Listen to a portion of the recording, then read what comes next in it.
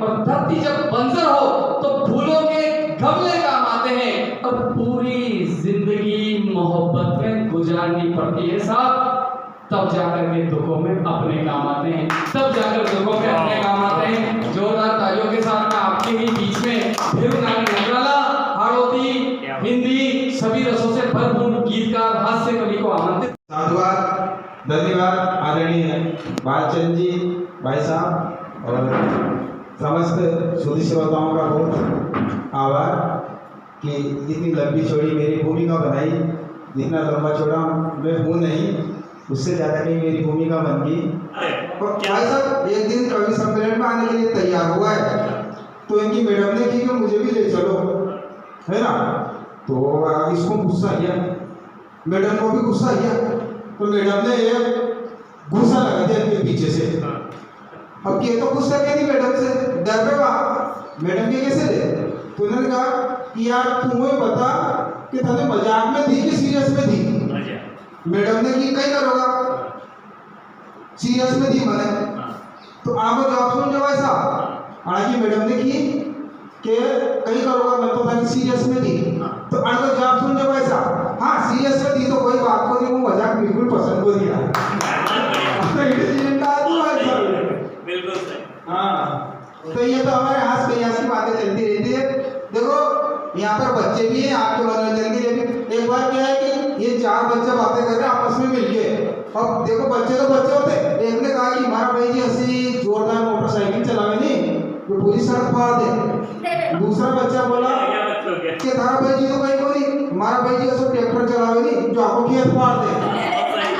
तीसरे बच्चे ने कहा अरे थारा भाई जी भी कहीं को नहीं, हमारा भाई जी तो असो हवाई जहाज चलावे नहीं जो आपको बाथरूम फाड़ दे। वाह। चौथा बच्चा ने कि थारा भाई जी भी कहीं को नहीं, हमारा भाई जी ऐसी नाव चलावे नहीं आपको पानी फाड़ दे।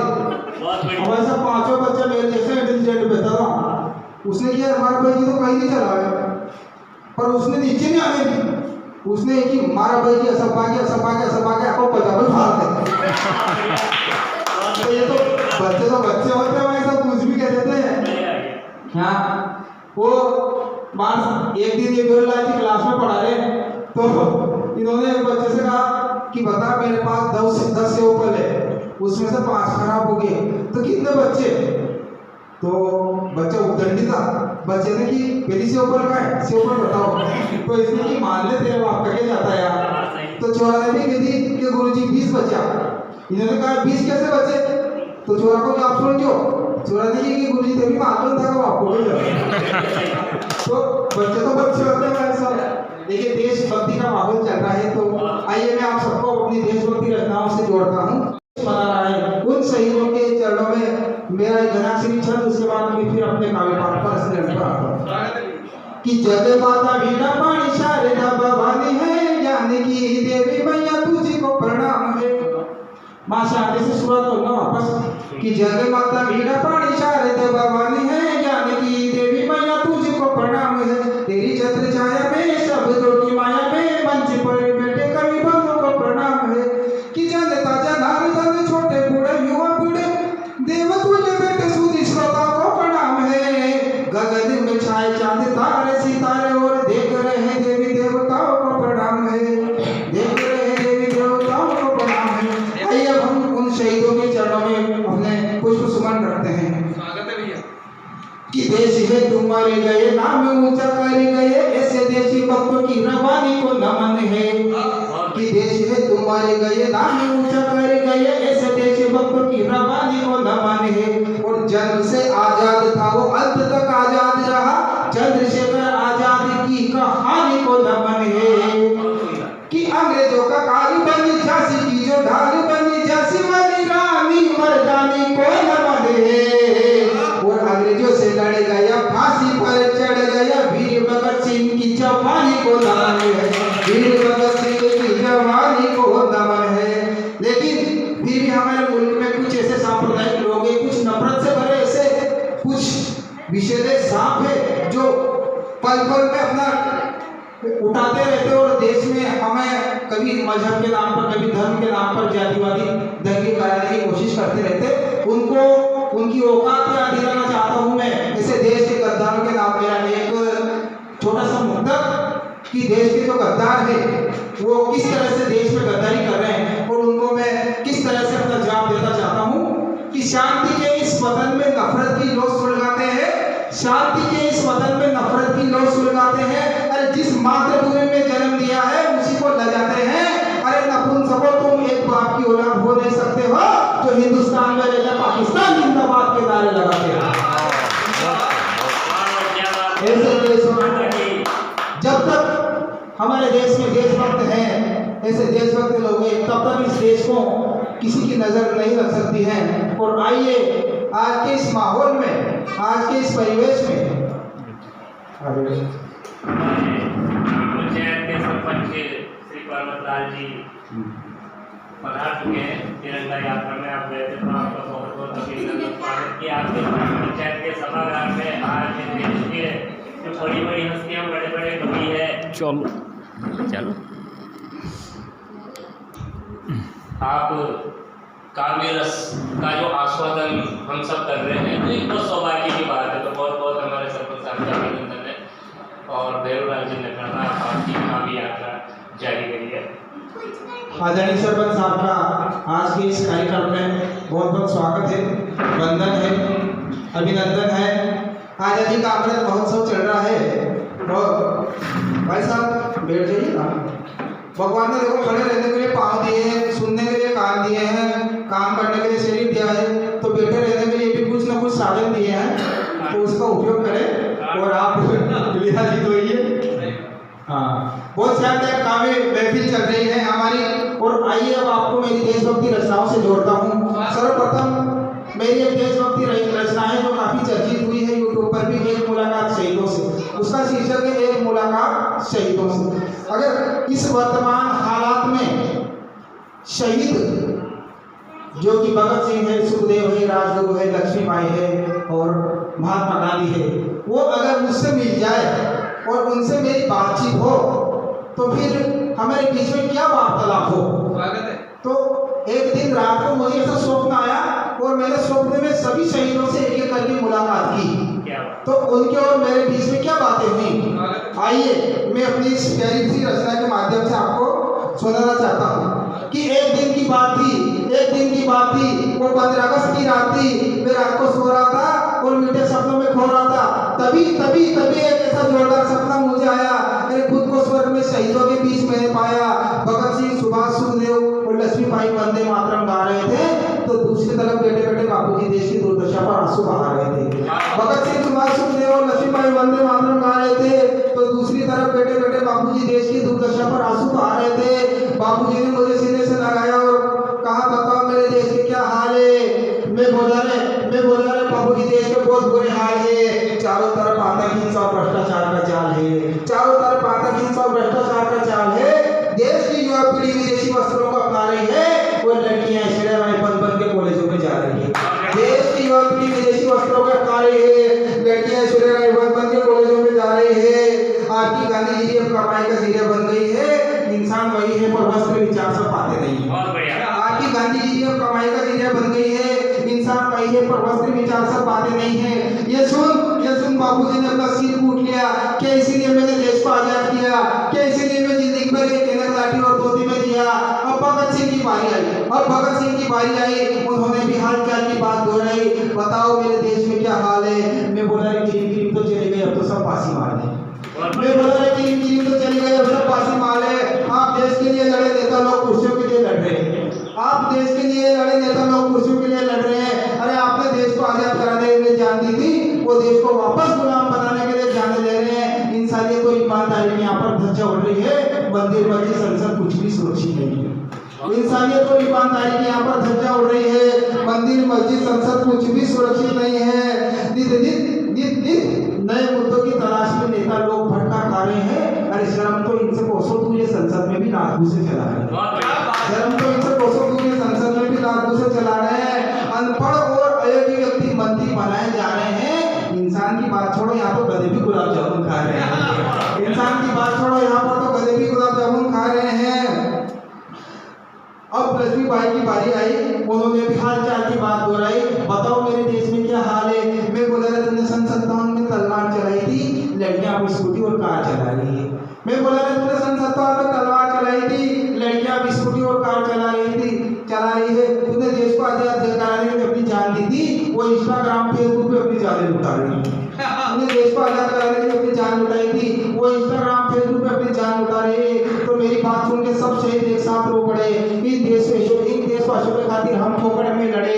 मैं बोला ना जिस दिन तुम्हारे जैसे शहीद इस धरती पर आएंगे, उसी दिन हम पूरी तरह से आजाद कहलाएंगे, उसी दिन हम पूरी तरह से आजाद कहलाएंगे। वंदे मातरम, जय हिंद। ये थी मेरी एक मुलाकात शहीदों से रचना। इसके पश्चात मैं अपनी दूसरी प्रतिनिधि रचना आपके सामने रखता हूँ।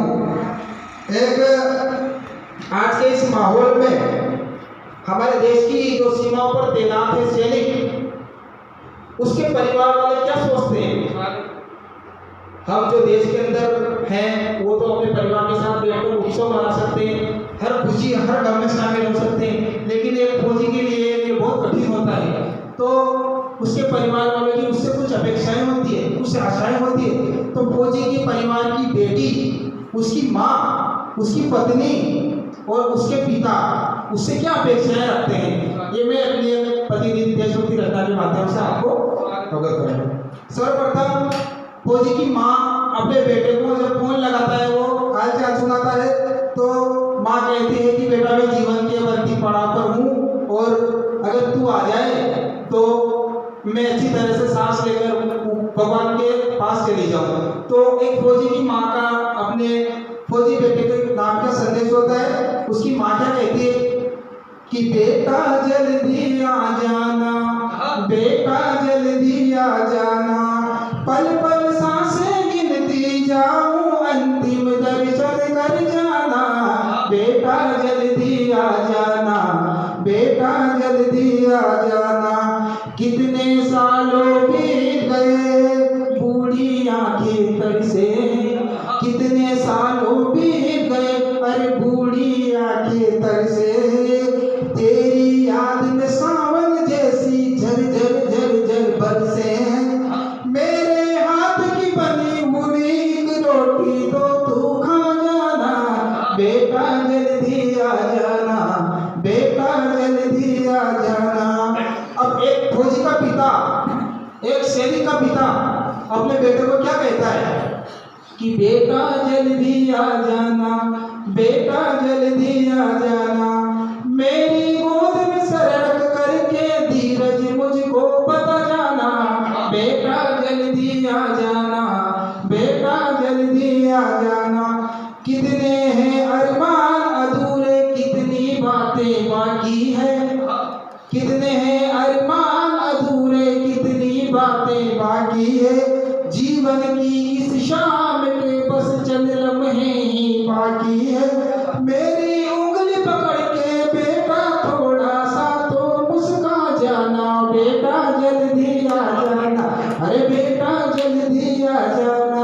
एक फौजी की पत्नी सबसे, अगर इस संसार में भगवान लक्ष्मण की पत्नी उर्मिला के बाद अगर सबसे ज्यादा विरह वेदना सहनी पड़ती है तो एक फौजी की पत्नी को सहनी पड़ती है।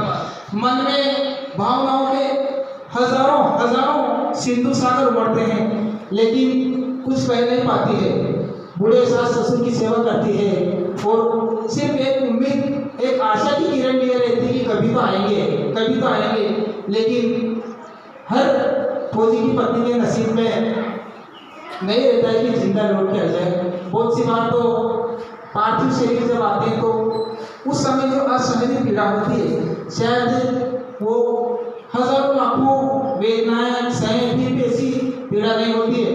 तो एक फौजी की पत्नी अपने पति से क्या कहती है कि प्रियतम जल्दी आ जाना, प्रियतम जल्दी आ जाना, करवा चौथ पे आकर जल्दी अपना मुख दिखला जाना, प्रियतम जल्दी आ जाना, प्रियतम जल्दी आ जाना, मेरी विद्या मेरे कंगन मेरी मेहंदी पुकारी रही, मेरी विद्या मेरे कंगन मेरी मेहंदी पुकारी रही, तुम बिन सुना सुना लागे कैसे रातें गुजारी रही, तुम बिन सुना सुना लागे कैसे रातें गुजार रही, इस दीवानी पे आकर के संग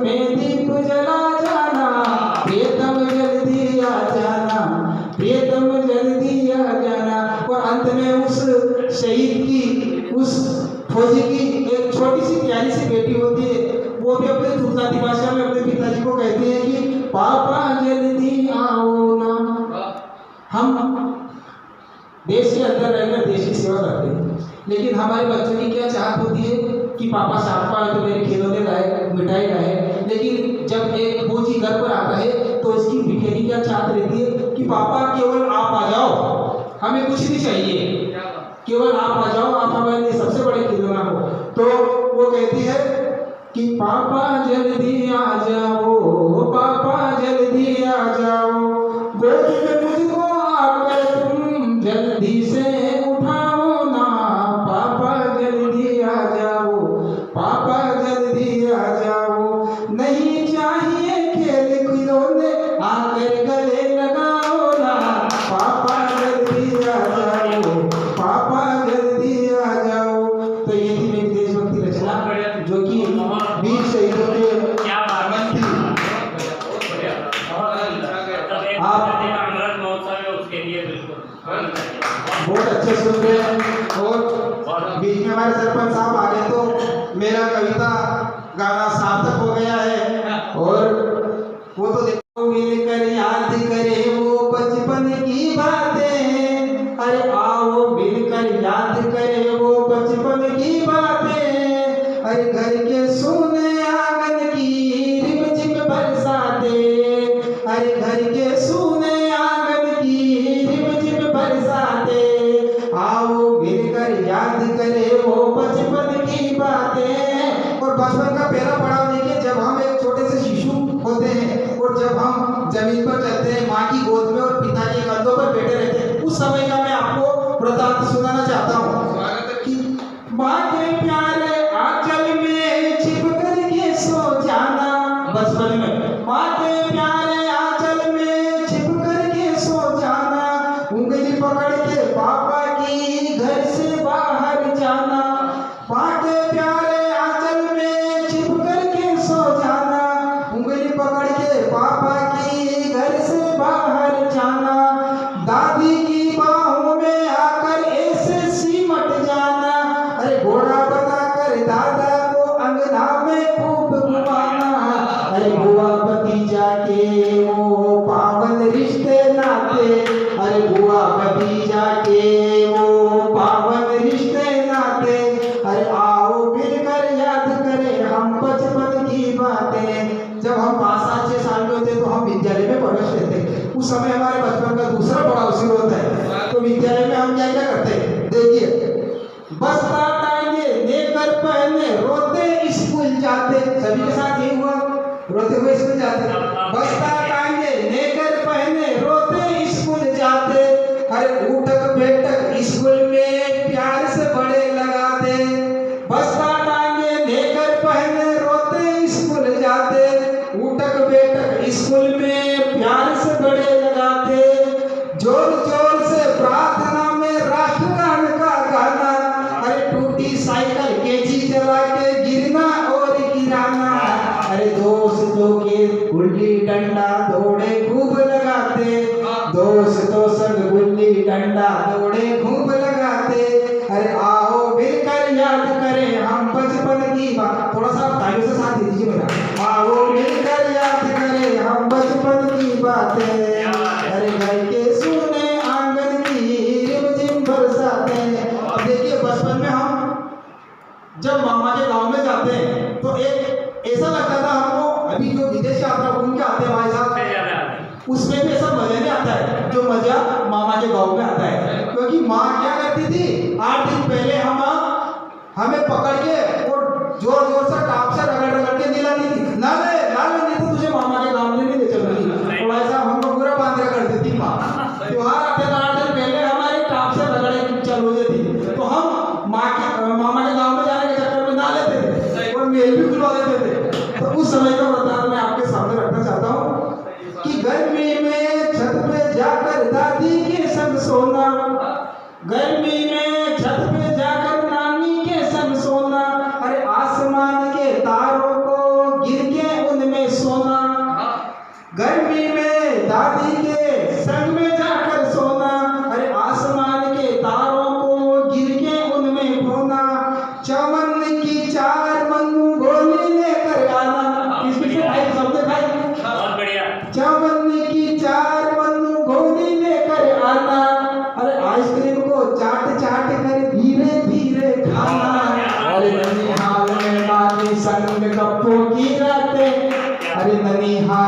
नानी संग गप्पों की रातें, आओ मिलकर याद करें हम बचपन की बातें। अरे घर के खुले आंगन की टिप टिप बरसातें, और घर के खुले आंगन की टिप टिप बरसातें। अंत में मैं मेरी गजल रखना चाहूँगा, उसके बाद फिर अपना स्नान करना। आजकल नफरतों के दौर में एक आपसी प्रेम प्यार को बढ़ाने वाली एक गजल मैं आपके सामने रखना चाहता हूँ। दिल किसी का नहीं हो तुम दुखाया करो, दिल किसी का नहीं हो तुम दुखाया करो, बेवजह ना किसी को सताया करो, बेवजह ना किसी को सताया करो। दे नहीं सकते तुम किसी को सहारा, दे नहीं सकते तुम किसी को सहारा, बेसहारा भी मत तुम बनाया करो, बेसहारा भी मत तुम बनाया करो।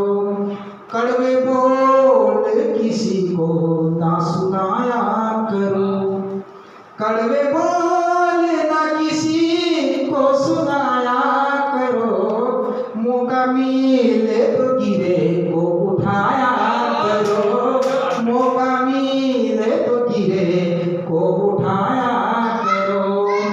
वो खुदा पर मेरा जैसे रंग करता है, वो खुदा पर मेरा जैसे रंग करता है, अपनी शोहरत पे ना इतराया करो, अपनी शोहरत पे ना इतराया करो। अंतिम भंग, दिल में मोहब्बत की फसलें उगाया करो।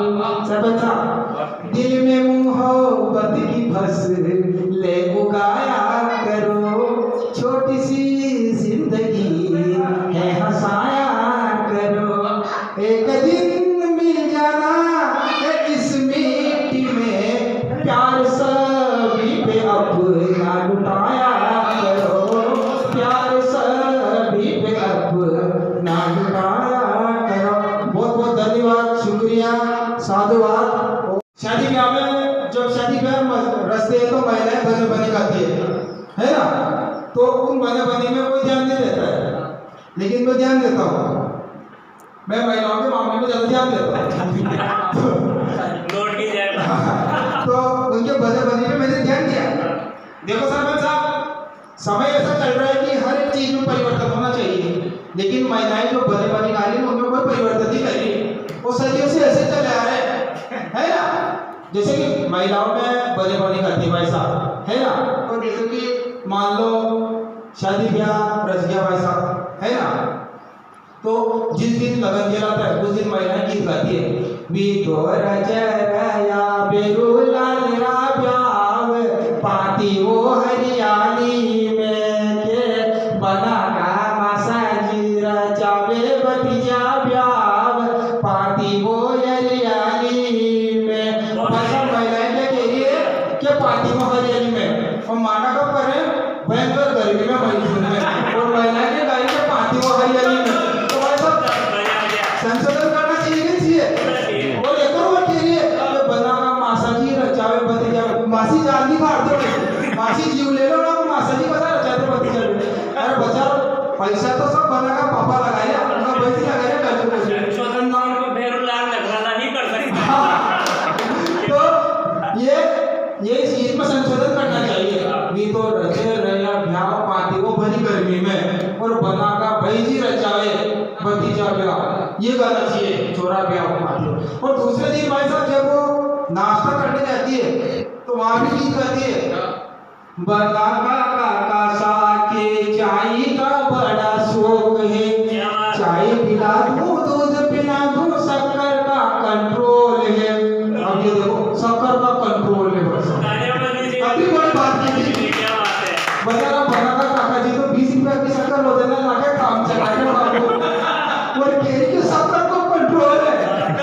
तो भाई साहब ये संशोधन होना चाहिए इनमें, इस तरह के मतलब हाँ। और जिस टाइम पे अपन बारात ले जाते हैं उस टाइम पे भी फिर महिलाएं गीत गाती है भाई साहब कि मारा राज कमर का पूबा तू के पाँव तू करिए बांगड़ आरती तारी आरती में एको मेलू धोको मेलू मारो सीग तू करिए बांगड़ आरती भाई साहब अतरा टेकी गिरी मेलू मारो सीग अभी सीग का जब मेले वहाँ आज तक पता नहीं चल रहा इसमें संशोधन होना चाहिए और पहली लाइन में क्या है कि मारा राज कमर का उबा दुखे पाँव थारा राज कमर का पक्का सा दुख गया और राज कमर तो घोड़ी पे बैठा आलू मजा से भक्तों ने भर देगा दूसरी जो बेचारा नाश्ता खाता था आ गया हैं और वह कह के मारा राज कमर का उबा दुखे पाँव नहीं तो ये भी गलत है भाई साहब इसमें भी संशोधन होना चाहिए मैं सहमत हूं इनकी बातों से महिलाओं की बातों से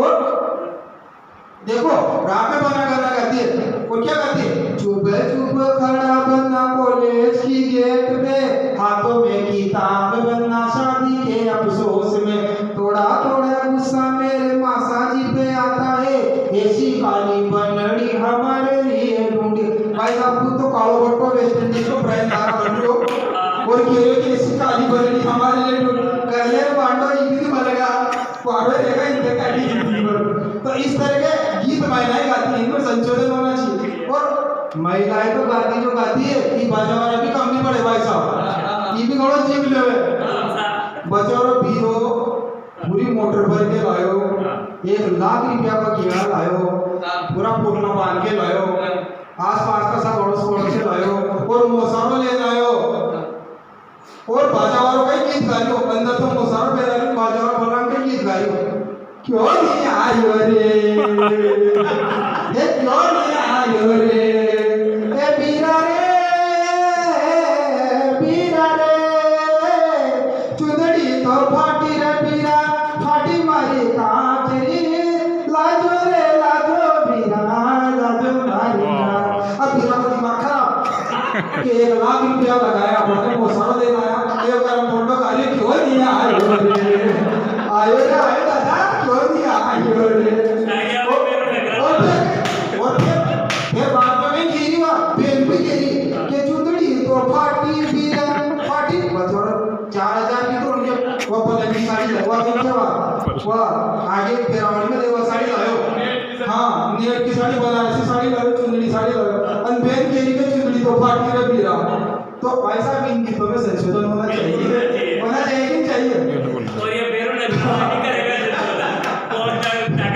बहुत धन्यवाद साथियों सवाल आपको कौन सा आएगा हाँ वो अभी बस एक और देखो जब भरा रवाना होते देखो मुझे मैं भूल गया लेकिन श्रोताओं को याद है ये होती है जीवन श्रोता इसे कहते हैं कविता की समझ बिल्कुल जब भरा रवाना होती है तब महिलाएं गीत गाती है भाई साहब है ना भले उनको 15 लाख की गाड़ी में बैठा दो 20-30 लाख की गाड़ी में बैठा दो फिर भी क्या गाती हो या मोटर 1.25 लाख रुपया की मासा जी ने मोल कराइयो बना डाल दिया डीजल मरोड़ दिया चाबी सम्मेलन का रोड लगाओ रे बना मर्द भी समझ में नहीं आ रही 1.25 लाख रुपया में तो मोटर का टायर ही नहीं आवे और 25 लाख की मोटर के लिए क्या मोटर 1.25 लाख रुपये की और फिर मासा जी ने मोल कराई वो बना मासा जी तो धर्मात्मा है तारो मोटर मोल करा देगा मासी जी भी खा दो ना कोई पकड़ है भाई बस मासा जी बेचारा ज्यादा चुना का पैसे तो मासी मांगे ये मोटर मोल करा देगा तो महिलाओं के गीतों में संशोधन होना चाहिए मेरा महिलाओं से देखो गांव की महिलाओं के मजे सरपंच साहब गांव की महिलाओं के मजे ये क्या करती है देखो गांव में भी हम देखते हैं 4 महिलाएं इकट्ठी हो जाती है एक अड्डी से आई उनका माता पे खेत में जाके तगारी आई डीचो बोले खेत में जाओ अपन मोड़ो जा तगारी रखी उन्हें रोटा रखेगा उन्हें चाबी धीरे धीरे एक ही खाक में छोरा चोरी है वो क्यों मारी बा छोरा चोरी एक ही खाक में एक हाथ में लागे छोरा चोरी एक का माथा पे बलिता की मोरी वाटी वाटी मारी 4 की समूह 4 लोग आए और एक का माथा पे बड़ी को बेवड़ो और भी भाई साहब एक जगह चौक में खड़ी होगी और वहाँ बाता कर पर आगी हुई तो बाता भी कसी काव काव काव थाने पुरियो हाँ बरोबर कावणी बजरंगाची गाडी देखी थाने कशी उबाला टापरा गांव में घूमती फिरे वो हमारी गांव में तो शर्म नहीं आवे हाँ काव थाने बेवकूफी लोग देखी हाँ वो हमारी माँ तो जब मोबाइल रखे वाला काव देखो शर्म नहीं आवे हमारी माँ अब सबकी दफराएं कर लेगा लास्ट में जाता जाता देखिएगा ओ आपने कहीं काम अभी तो कोई की दफराएं नहीं करना आपने तो अपने घर की नहीं पूछी काम अब जाता जाता कहीं के हमारी माँ या बात पे कोई मत कीजिए हमारी माँ पेट पर आ जाए अब फिर वह भी चार लोग हैं वह चार लोग हैं तो बात कर दी वह एक दूसरे जाने सुनो सुनो हमारी माँ दादी एक बात सुनी हाँ कहो हमारी माँ ऐसी बात है कि थे वो बस आई के लिए ते दूसरा ही मत कीजियो हाँ देखो हमारी माँ और दूसरी तीसरी कहते तीसरी चौथी कहते दुकान पूरा गाँव में भेज जा वो हमारी माँ मतलब कोई ठीक बनी मतलब हमारा पेट में तो ये महिलाओं की बातें है वैसा ये महिलाओं के मजे है आप सबने बहुत मेरा साथ दिया और इस कार्यक्रम को नई ऊंचाइयों पर पहुंचाया इसके लिए मैं पुनः आप सभी का बहुत बहुत धन्यवाद और आभार व्यक्त करना चाहता हूँ जय हिंद।